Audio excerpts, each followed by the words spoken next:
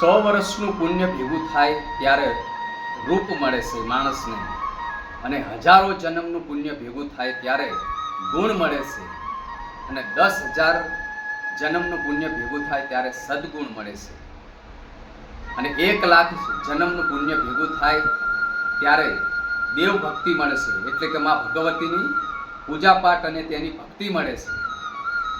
અને 1 કરોડથી પણ વધુ જન્મનું પુણ્ય ભેગું થાય ત્યારે ગુરુ મળે છે, એવા સમરસ ગુરુજી મળે છે.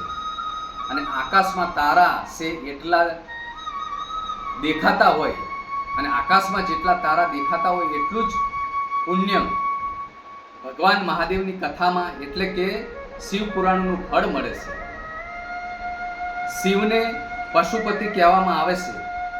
પશુત્વના ઘેરાવામાં આવતી દુર્ભાવનાઓ અને દુષ્ટ વૃત્તિઓને નિયંત્રણ કરવું એ પશુપતિનું કામ છે.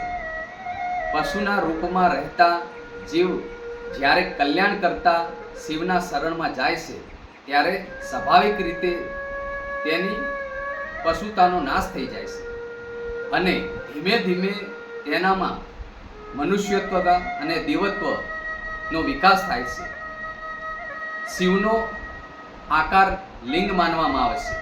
એનો અર્થ એ નથી કે સૃષ્ટિ સાકાર હોવા છતાં પણ તેનો આધાર આત્મા છે, અને જ્ઞાનની દ્રષ્ટિએ તે ભૌતિક સૌંદર્યનું કોઈ મહત્વ નથી. મનુષ્યને આત્માની ઉપાસના કરવી જોઈએ અને તેનું જ જ્ઞાન પ્રાપ્ત કરવું જોઈએ. શિવ ડમરું વગાડે છે અને આનંદમાં આવી જાય છે ત્યારે નૃત્ય પણ કરે છે. આ પ્રલોભનની મસ્તીનું પ્રતીક છે. માણસને હંમેશા પ્રફુલ્લિત તથા આનંદમય જીવન જીવવું હોય તો શિવનું ડમરું જ્ઞાન, કલા, સાહિત્ય અને વિજયનું પ્રતીક છે. તે પરોપકારી કહે છે. શિવ કલ્યાણ માટે દેવ પણ છે.